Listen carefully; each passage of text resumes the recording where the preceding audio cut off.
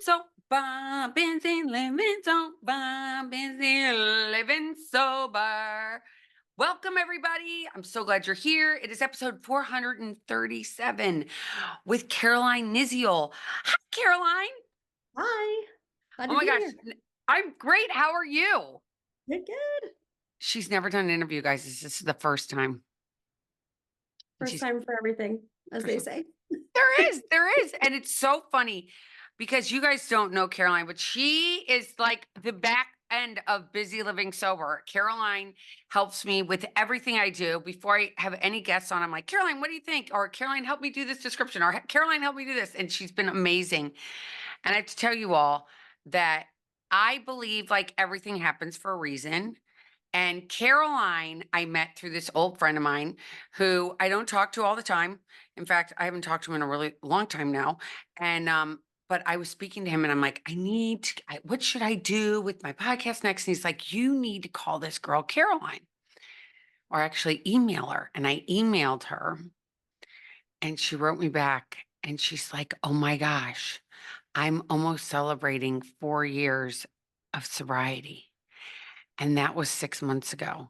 And we've been working together. So now she has a little over, what do you have, 4 years? And how I know I saw your day count on there. It's December, so just over like 80 days at this point, I think. Oh my gosh. Isn't that amazing? It's so cool. Yes, I still love looking at my little widget on my phone and seeing the days tick up. Not everybody is into that, but I like seeing the count accumulate and notice the numbers when they line up or make a pattern. It's pretty amazing. It's pretty cool when you see that. It's like, because I did 12 step, they would give you a coin every time Yes. you get a little milestone. Like every month, I had a meeting that I actually started in Philadelphia where we had coins for every month that it was a big, because it's such a big deal, isn't it? Fun to commemorate. It's fun to celebrate and note when you hit a marker, especially when you've tried to quit before and you keep hitting a place where you quit last time and you exceed your previous best streak. And when you get past that hurdle, that's really exciting too. So will you tell us what it was like, what happened? So tell us like what it was like for you in your drinking career. Sure. Well, I was raised in a household with very healthy drinking. Nothing weird that I noticed. Nobody I knew, got drunk on a regular basis. My parents were very much 2 glasses of wine max, 2 beers max. They might have a cocktail at a very fancy event, but we didn't have hard liquor in the house. We had just wine and beer. I didn't drink until I was of legal drinking age. I had some drinks in London when we were there and I was underage, but other than that, I didn't start drinking until college. And then I discovered that it was great for someone who was introverted like me and socially awkward and struggled at parties, that if you had a few drinks or more than a few, all of a sudden you could talk to people you didn't know. You could have fun, you could be uninhibited, and you could make dumb decisions. So I made some poor just drinking to excess and college choices, but it wasn't, a huge stumbling issue for me. It was not healthy, but it wasn't a huge part of my life other than drinking too much. Fast forward out of college, dating, getting married. I did enjoy drinking. I didn't drink in a really unhealthy way or to excess every time that I drank, but things really took a turn for me when I had my first baby in 2013. Pregnancy was fine for me. I didn't have any problems not drinking when I was pregnant, but becoming a mother was a lot tougher than I imagined. And having to balance work and family and raising a baby, something about 4 p.m. or earlier sometimes, and being able to turn off my brain was very appealing to me because just having that layer of not having to think or feel things, being able to kind of just numb out essentially became what I wanted to do. And I knew that if I had one drink, I would keep drinking. I was not able to stop at two. My husband is amazing because he can have a single cocktail and then switch to water. I don't know what that life is like. I've never lived that life. For me, it was always, you have one, why not have three or more?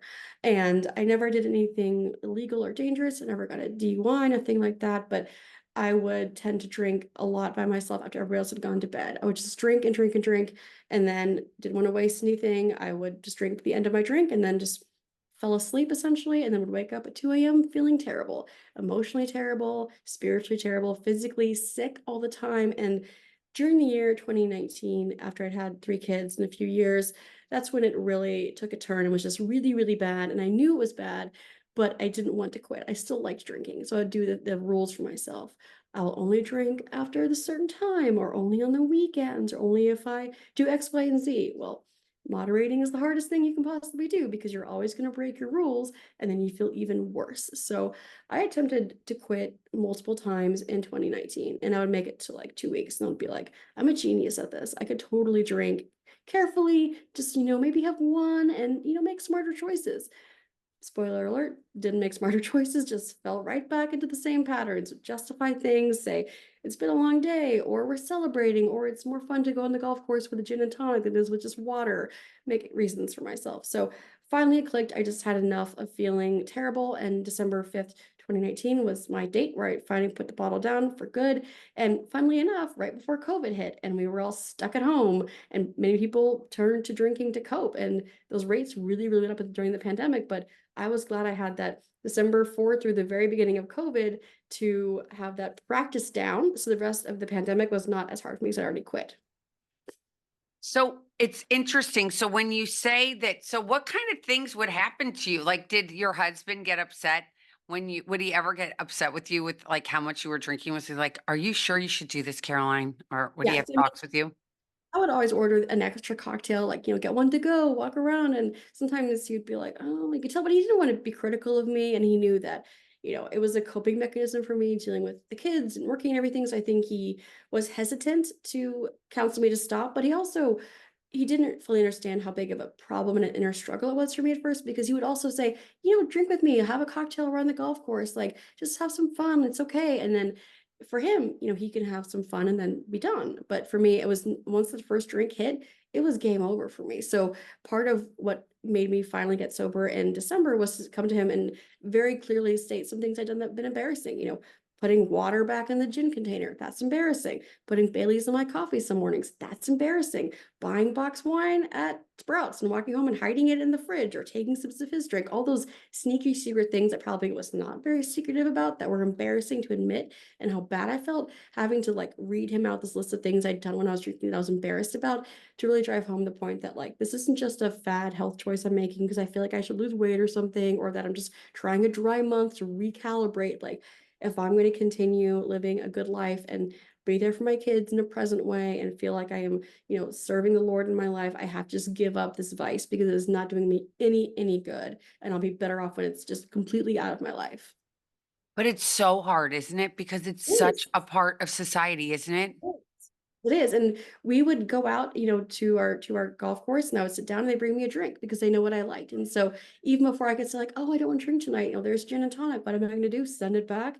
Who does that? So, but again, being at home during the pandemic, we didn't go out shopping. We didn't go to the liquor store. We were pent up. We were Cloroxing everything. So not having anything in the house and being stuck there was really good because it didn't give me any opportunities to keep up my old patterns. I had to create new patterns when we were staying home.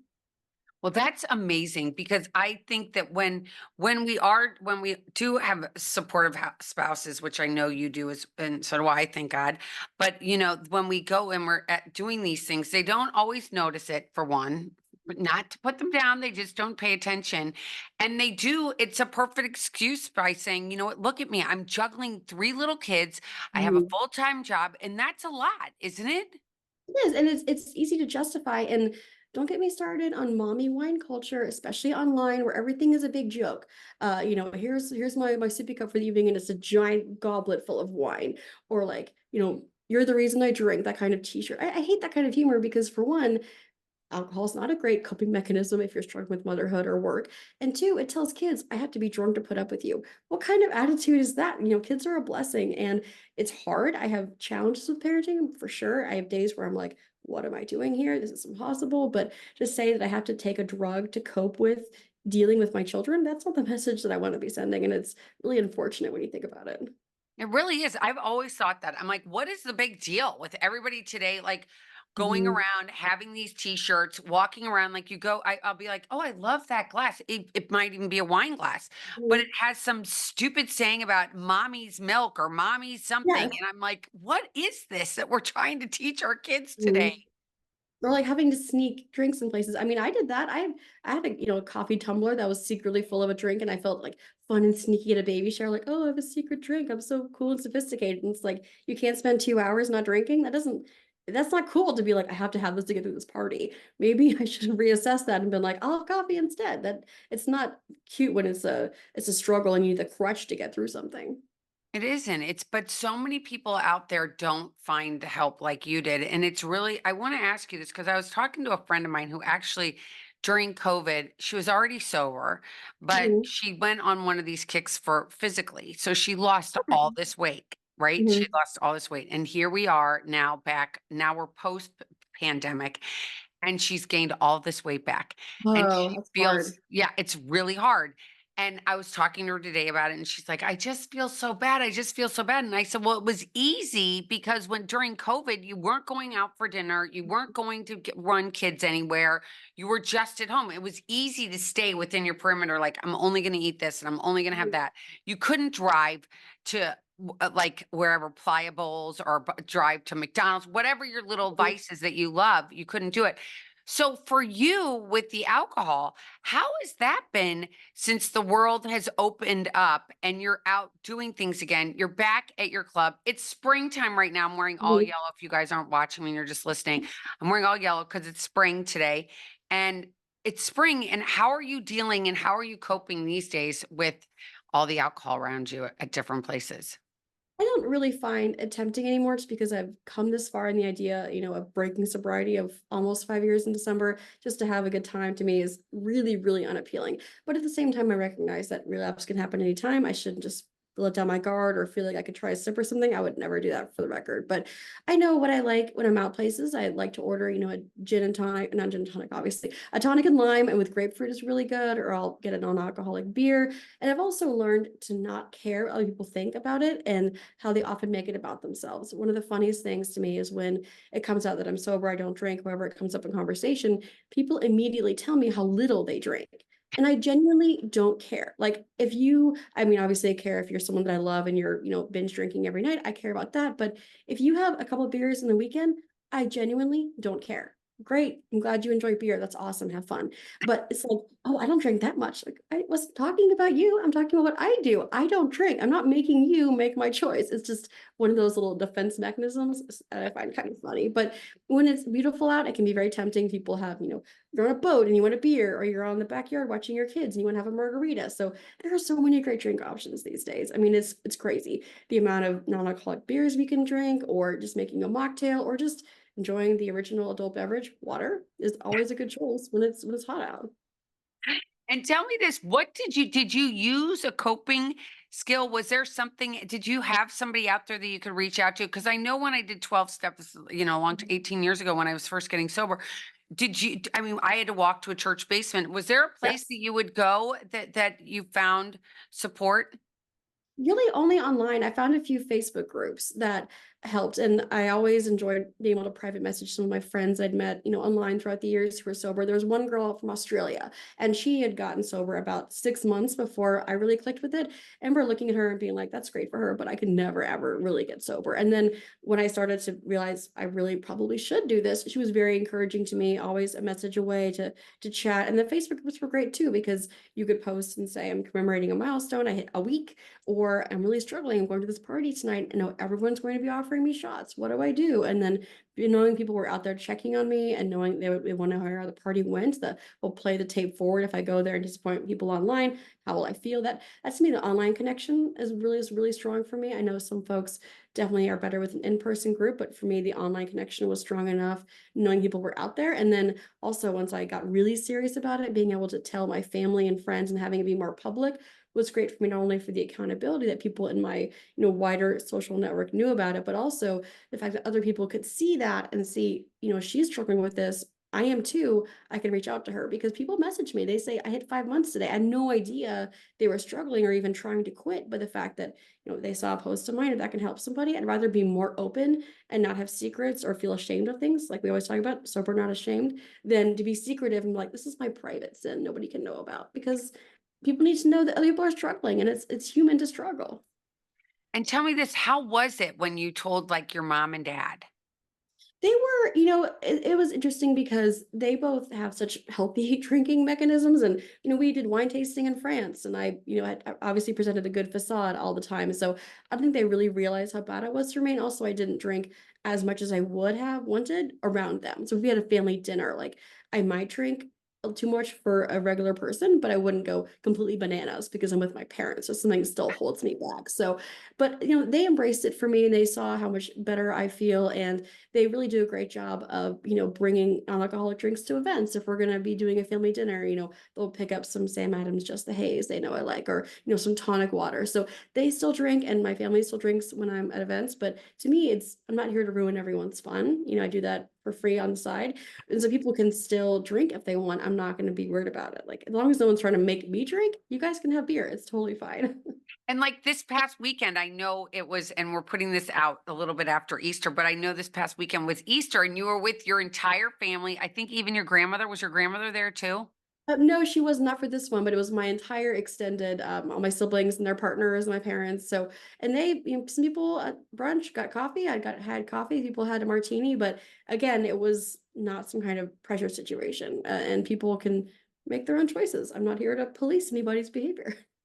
That's so nice. And being 4 years in plus, and do you still go to do you still go to the chat rooms at times, do you find? I do sometimes, but more often than not, it's to see people's posts who are struggling and see if I can add a comment that helps. And there's one specific situation that I find really distressing for people that I like to comment if I can. And that's when you accidentally drink from a drink that you think is non-alcoholic, but it's actually a cocktail. Because this happens more times than people might realize because they get a beer in a glass and they assume it's the non-alcoholic, but they got poured a real beer, or they ask for a virgin mojito and they get a real one. And people post and they're heartbroken. They're like, I broke my streak. Should I start back at day one? Like, I took one sip and spat it out. I was really upset. My friends were laughing, but am I back to being, a full-blown alcoholic? And that happened to me on vacation. I ordered a virgin mojito and I took a big sip because I love virgin mojitos.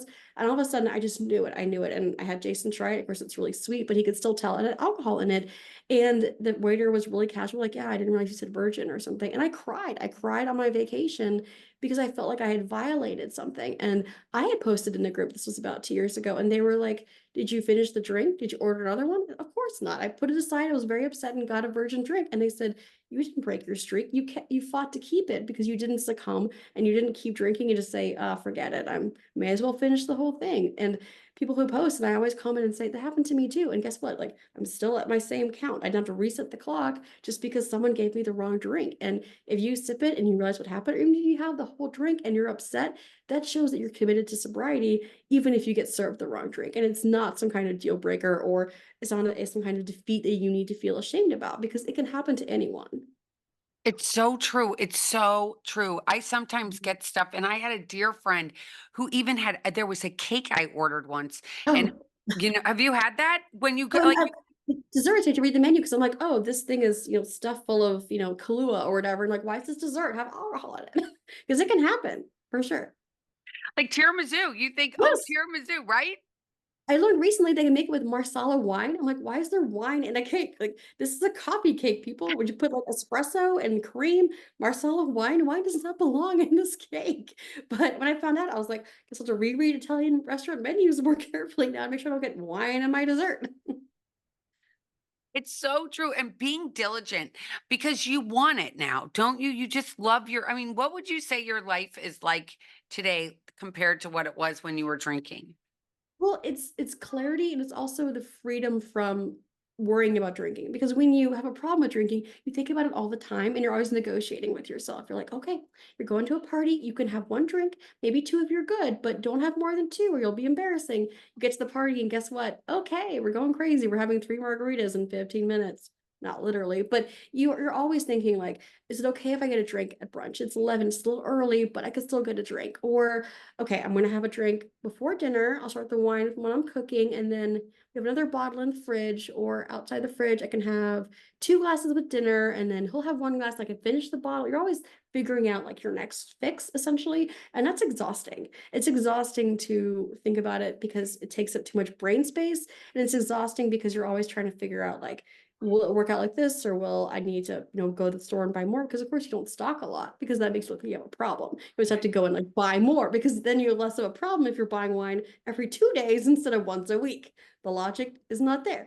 But personally, it's just I genuinely don't think about it most of the time. Like, I don't consciously think about sobriety. I'm not like white knuckling it, like, oh no, I have to have a LaCroix today. Like, it's just part of my life now, and I'm comfortable in it. And it means I don't wake up at 2 a.m. want to throw up from just having, too many drinks right before I fall into bed. That is not a good way to live. And the shame cycle is real because you really do wake up and you're like, I'm the dumbest person in the world. I'm poisoning myself. I feel like death. I have to do all of this work. And then by 4 o'clock, you're like, oh well, I'll just have one. Like the brain that breaks because of addiction is really, really crazy. It's so crazy. And I want to just because I know you have kids and everything around, and I want to hurry Mhm. this up for you. Mhm. Tell me, okay, tell me this. What do you think about being like your boys? Do you think they notice anything? I know they're still a little bit little, but do you Mhm. think that they even could tell a difference? It's hard to say because my oldest is 10 now, and so I quit almost 5 years ago. So he was about 5, 6, and then my other three are younger. So would they notice a difference? I would hope so. I think I'm more present versus trying to like be mentally away and physically present, but mentally gone. And there's something about always being present and ready in a crisis. Instead of, if you drink and you fall asleep and there's some kind of medical emergency or someone is sick, like the ability to have to like bound out of bed if someone is throwing up or they need me in the night. I'm not like, oh no, I had 3 gins last night. I can't do it. Like that ability to just be on the spot and find other ways to deal with stress and the trauma of parenting sometimes, the real difficulties, finding healthy mechanisms that don't make me feel bad in the morning has been really helpful. It is. It's so much better when you can make at least conscious decisions. Because when you're drinking, you don't really make any conscious decisions, do you? Once you have one, you're already impaired. That's the dumb part. It's like you're not going to make good choices about drinking if you drink. It's a catch 22. It's like you're already on. Once you have one sip, your brain is like, oh, thank you, great. Rules don't apply. They don't apply anymore.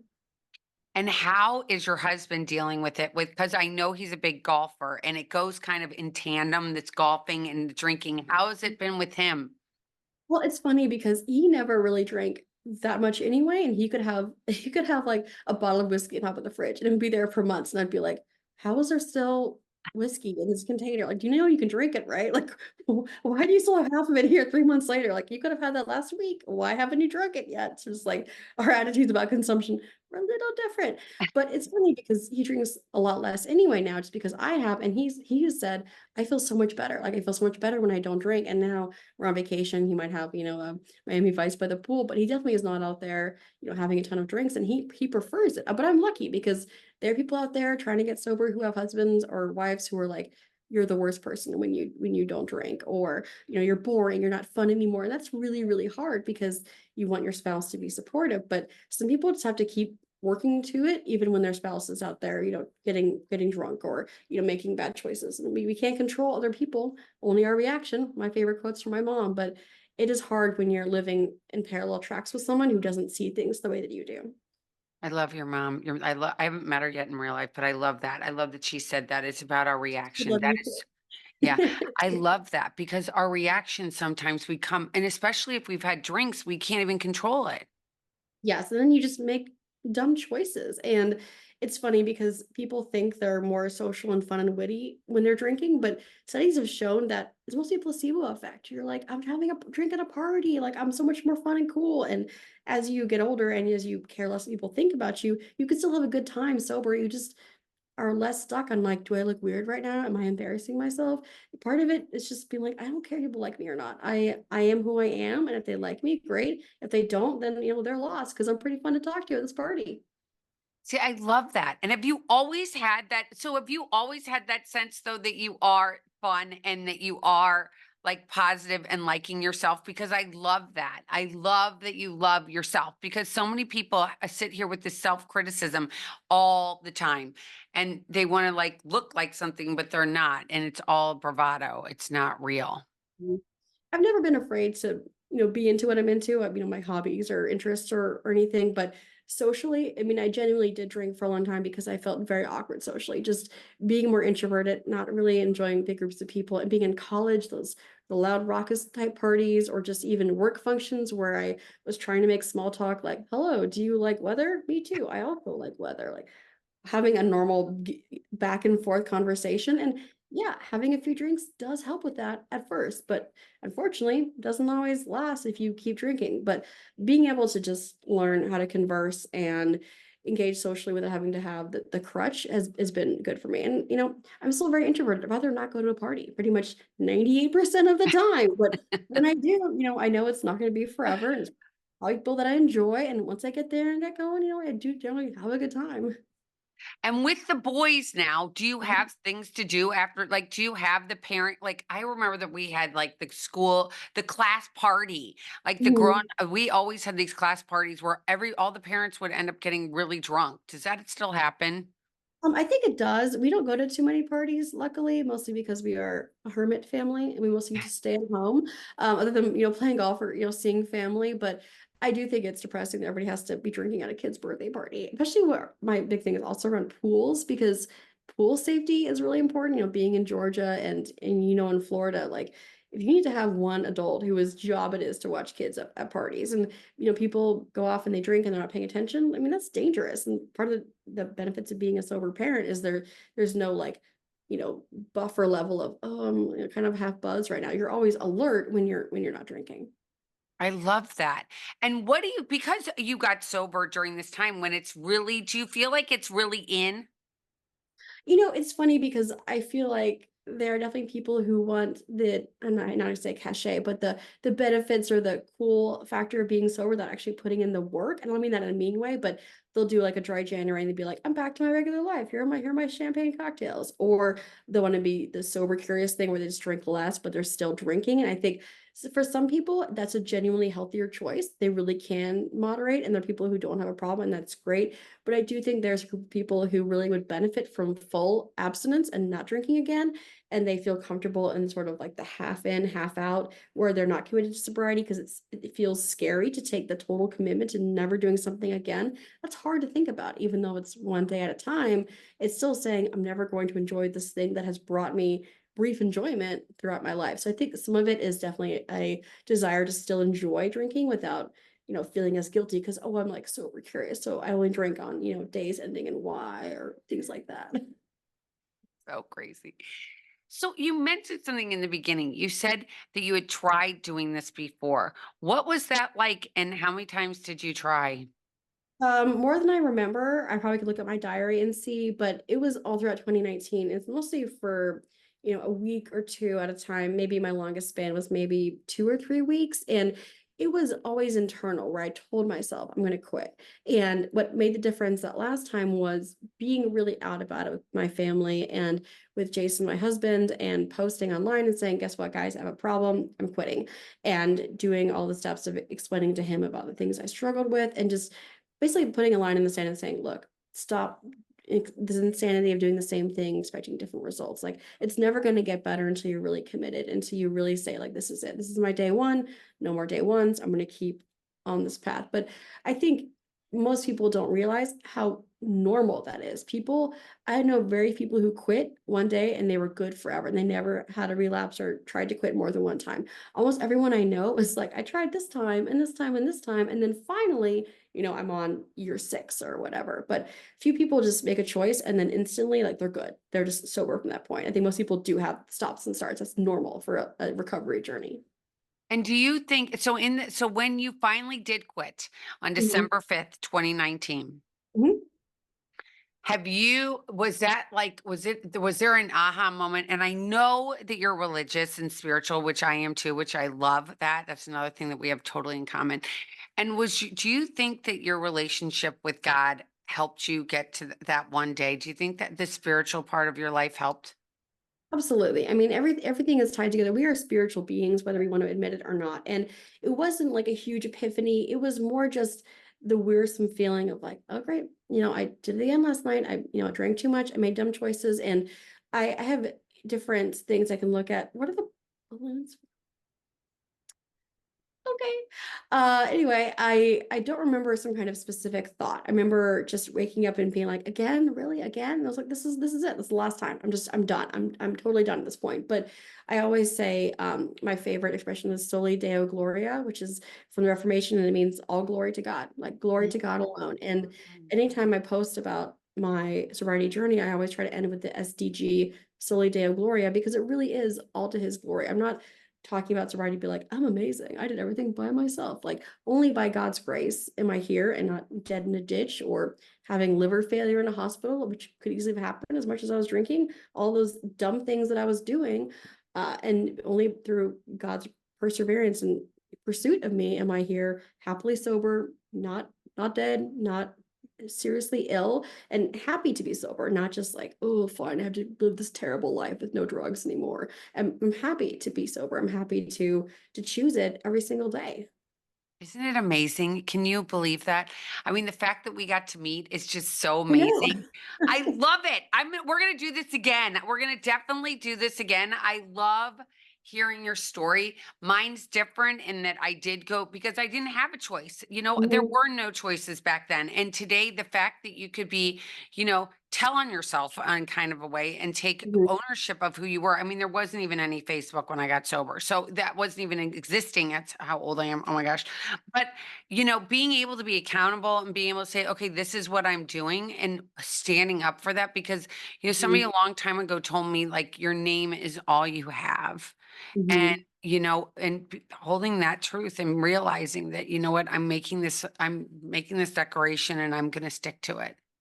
Exactly. It's a countercultural move in a society that glorifies alcohol. Watch a beer commercial. People are having a great time. They're partying. They're smiling. They don't look hungover. They don't look like they're puking in their own bed. They're not peeing themselves in their closet before they go to sleep. They're having a great time because you're only seeing that like 1 minute you get on endorphins when you have a drink. Like the benefit of it immediately starts to fall. It's like buying a car and driving off the lot. Like you get that 2 second of enjoyment and the value just plummets because you drove it off a lot and you had one drink and immediately your body is like, oh no, not this poison again, and has to fix it, has to detox your whole body. So if you don't start and you just keep living without it, it just gets so much better. And that's the thing I want to tell people who are just starting off in sobriety. Like when you first start off, it's all you think about. It's like every day you're like, oh my gosh, I'm not drinking, I'm not drinking. People are judging me. People are gonna think I'm pregnant. That was a big thing for me first off. I was like, I'm not drinking at a work function. I'm not pregnant, guys. I have 3 kids. No one think I'm pregnant. Like I would do shots with you, but I quit drinking. I just felt very self-conscious about it. But once you get past the 9 month mark, everybody knows you're not secretly pregnant and you're just not drinking to not drink. So this not worrying people think about you, people think about themselves way more than thinking about you. And you don't need to overcompensate if you're not having a drink and you're having a Coke. Like that's all you need to do. Like other people's opinions about you do not matter. Like what you're doing for you and your health and your sobriety choices, that's what matters the most. It's other people can be annoyed or bothered or judgy. Let them do that. That's their own problem. That's not about you. It's about their own perception, their own judgment, and self doubt within their own selves, honestly. I love that. I love that. And it was literally pretty soon after you made this declaration that COVID happened. So you had some time to build. And I like to say, like a palm tree, you got to water and take care of yourself and realize I'm just owning this. This is how I'm going to live moving forward. And I mean, I recommend that to everybody, don't you? Taking some time off. Yes, absolutely. And being able to find new ways to cope. Like I was never an exercise person, didn't love fitness, was the slowest person in the group, like tried to not be last for the mile kind of vibes.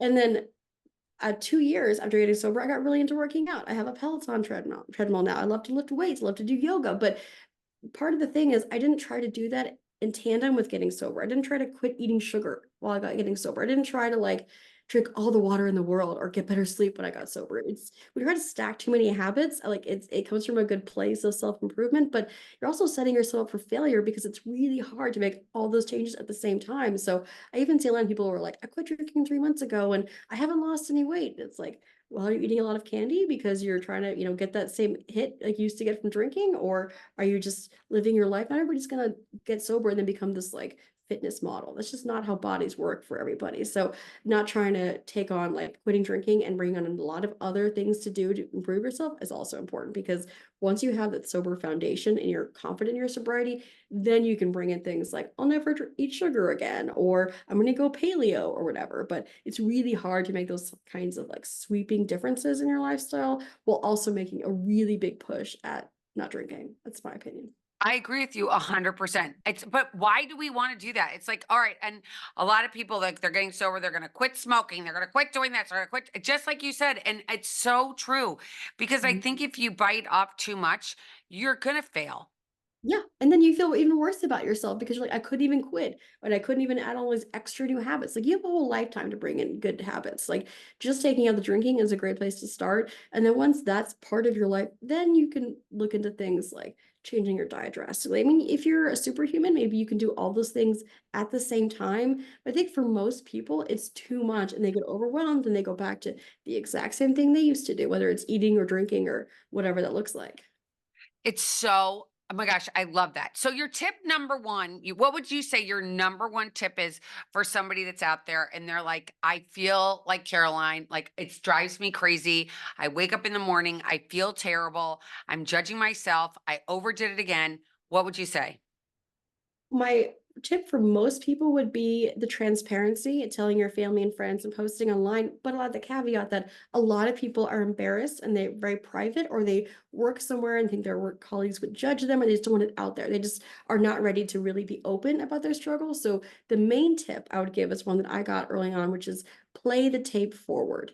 And we're using cassette tapes, maybe it should be streaming or DVDs, but the concept is the same. It's, let's pretend you are at a party and someone offers you a drink and you take it. Play the tape forward. What happens next? You have the first drink, you have the second, third, maybe more drinks. You go home drunk. You make a bad choice. You uh, feel sick in the morning. You feel embarrassed because you broke your sober streak. It forces you to reconcile like this choice you want to make in the moment. It feels so compelling. You want the high of having that first drink. But what will happen afterwards, physically, mentally, emotionally, spiritually? Will you regret it in the morning? Will you be glad you made the choice to take the drink? Or will you be so relieved when you look at yourself and say, I played the tape forward. I imagine what would happen if I had that drink. It wasn't great. It wasn't, I become some kind of amazing champion. It was, I once again, fell prey to my vice. If you look at that instead and you play the tape forward, who is going to choose to take the drink? If you're honest with yourself, you can't play that tape forward and say, I feel good, justified, go to the bar. You're going to say, okay, fine, I'll have a Coke, I'll have a Sprite, I'll have some water. And that, to me, anyone can do that. It's inside, it's in your head. It's just before you get drinking and your brain stops functioning, have that thought with yourself first and think, if I'm really committed to sobriety, if I know I need to stop drinking, how will I feel if I play this tape forward? That's, to me, anyone can do that. That's accessible to anyone, whether you're online or you can go to meetings. Anyone can think in their head and really look introspectively and say, is this the right choice? Right, because it's gonna take me down to the place of self-loathing, which is where it's the worst, right? Exactly. No one's gonna play the tape forward and be like, I'm great for not for drinking last night. I feel really glad I had that drink and then sent drunk text to my ex or whatever. Like all those things you could do once you start drinking. If you're honest with yourself, no one's gonna choose to have the drink instead of putting it away and saying, actually, I'm not gonna have the drink tonight. It's so interesting to me that people think that it is like you can't even live without it. And so Mhm. many like commercials and so many people, and especially along this journey that I've been on for, this 18 almost 18 years. It's Mhm. been like watching people realize today that it's really not good for you. And, Mhm. and doing like the Athletic Brewing and all these other different mocktail companies that are out there that have these choices for people like us that don't drink. And it Mhm. makes you feel like you're at least part of the group if you have something in your hand. Agreeable? Do you agree with that? Exactly. That can be controversial. There are definitely people online who say non-alcoholic beers for non-alcoholics, or if you have a mocktail, you're gonna want to crave a cocktail. Everybody is different. That's what is so true. But some people may genuinely have a non-alcoholic beer and be triggered and then go out and buy a six-pack of regular beer. And that's a slippery slope for them. In that case, that person should not have non-alcoholic beer. Me, I have never wanted to drink three of those in a row and then fall asleep. I have never had an alcoholic beer and then been like, I'm gonna do something stupid. I just enjoy the taste. I enjoy the flavor. I enjoy having a nice, fun mocktail with a dinner. That doesn't lead me down a path where I'm like, I'm gonna get wasted right now. That doesn't happen to me. If you are the person who can't have a drink in a fancy glass without wanting to go buy a bottle of vodka, then don't have the fancy drink in the fancy glass. Just have soda, just have water. But just because that's one person's inability to differentiate doesn't mean that everybody should avoid anything that sounds vaguely alcoholic or looks alcoholic or is a non-alcoholic beer that resembles something you used to drink. That's such a smart thing because you know what? Today, the world, it's like they want to treat us all like we're robots, like we're the Mhm. exact same thing, everybody, and we're not. And I just heard yesterday on another podcast, like the biggest thing that's happening with our society today is mental health. And Mhm. using alcohol to treat your mental health problems is not a great idea. No, it's not. It's really not. Like, everybody could benefit from some therapy for a while, or journaling, or going for a walk. But I also see it even in myself nowadays, even with being sober, is the desire to talk over all the voices in my head, not from a mental illness way, but just the noise you have, just the noise you have, the constant commentary, and desire to play music over that, or play podcasts and not be alone with your own thoughts, because either you're really worried or you're just strung over something that you can't figure out. But if you take the time to sit with yourself and really be honest, and whether you write things down or just process them mentally, you can't do that if you're drinking, because your ability to think clearly is gone. There's nothing there to think about. Your brain is just like, woohoo, drinking, and it can't process and be logical. But it is, part of it is the desire to drink, is part of it is covering up the noise, like just blurring things a little bit so you don't have to think about stuff. But getting sober requires you to think about things and confront thoughts, and perhaps, question some of your choices. So being able to do that, whether or not you are in a group online or you're with people, just being able to process your thoughts and speak them out loud or write them down, that is really, really helpful to realize that, like, I'm human, I'm stressed out right now, and that's part of my existence. I love that. Caroline, this has been amazing. Thank you so Yeah. much for coming on. Thank you for telling your story. It was amazing. And I think so many people are going to be able to relate to it because look at you, you're living this life today. Would you say it's beyond your wildest dreams? I would say so. I would say it sure beats feeling like death every morning at 3 a.m. wondering why you made the dumb choice again. I mean, I would just say that early on it is tough. You're kind of like, oh man, I really want to have a drink. It would be so much easier. And even now when I, wish for, turning my brain off, I realize it is so much better. I'm so much healthier. I sleep so much better. I mean, I used to sleep and fall asleep right away. I wonder why. And then wake up in the morning and then be awake and then, filled with self-loathing and sickness and feeling disgusting. Now I sleep like a baby unless my kids are awake. And it is such better, deeper sleep than you get when you are trying to turn off your brain with drinking. And it just gets better. I mean, it gets better. I don't think about it constantly. It's not a struggle. It's just part of who I am. And people realize that. I look forward to many, many more years and never going back. I love it because it's like you think about, I always think like pre-reality to reality. I'm in Mhm. reality now. Yes. Yes, there's no, like, pink cloud obfuscating things where you're like, "Oh, I guess it's gonna be okay, I'll have another drink." Like, you're forced to confront things and see them for what they really are when you don't have the filter of drinking glasses and seeing things through a bit of a haze. I want to ask you one more thing, and it just came to me, and I Mhm, don't know why. But when you find out things that sometimes are hard, like let's say mhm, I don't think Jason's lost his job before or anything like that, but like something that's really, or something goes on with one of your kids that you didn't expect. How do mhm, you deal with it when you hear all these people that are like, "Oh, I just had to go home and have a glass of wine. I just heard my child is this, or my child did that, or whatever, or my husband just lost his mhm. job, whatever it is." What do you do when that happens instead of picking up that drink? Well, for one, I remember where I came from and knowing that when I pick up that drink, it doesn't help me. It just leads to more dumb choices and drinking too much and feeling like crap. So I know my own history with having a drink is not going to fix anything. And secondly, I am really into logic and thinking about patterns of thinking. And there's a printout I have from college. It's 15 styles of disordered thinking. And it's things like, like looking at things from a catastrophe point of view, or things are very binary. And looking at the situation and figuring out, like, what does this actually mean? Does it mean the world is ending?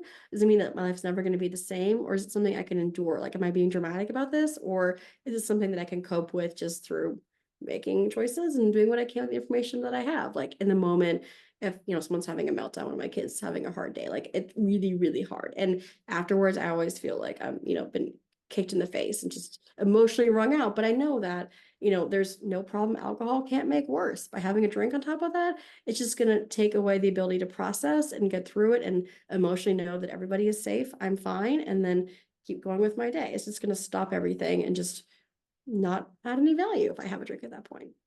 I love that. And you don't react. And like your mom said, your reaction then is not something like, okay, I'm feeling their bodies all over the floor going, hey, you the Christ. And when my kids would say it to me, and they'd say, I'm the worst mom, I'd be like, I Oh. won.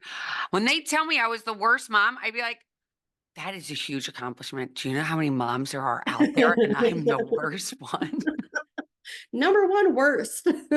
Kids are like, I can't believe you would do this to me. I'm like, what? Offer you a healthy dinner? I'm really sorry about that. They're so deeply offended over the kid things. But kids don't have the capacity for full adult thinking. So you have to look at their level like they're being rational according to them, even though not what I would consider actually rational.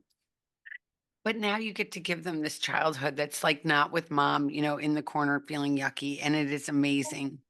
Exactly. And they're need me at 2 a.m. It's not a battle to get out of bed. I'm not so asleep that I can't hear them crying. Like I'm out of bed. I can help them. If I go to the hospital, I can drive. Like all of these things of being like actually there as opposed to physically, but mentally in a different place. It's amazing. It's amazing. Well, I am so glad that God brought us together through this Me person. too. I am so amazed. It was so great. Oh my gosh, you guys, I'm going to put Caroline's email if you guys want to relate to her, you relate to anything and you want to reach out to her. I know she'll respond to you. It's been such a pleasure. Thank you so much. Sending You're big hugs. welcome. Thank I'm you so so glad much. you got to have this official conversation and have it recorded and share with people. And I hope if anybody out here listening or mom of young kids and you're like, that's great that you quit. I can never do it. Send me an email. My inbox is always open. I'm happy to chat. I love that. Thank you so much, Caroline. Yeah. Everybody, thanks for listening. Until next time, everybody, keep getting busy, living summer. Bye, everybody. Take care. Thanks again, Caroline. No problem. Thanks.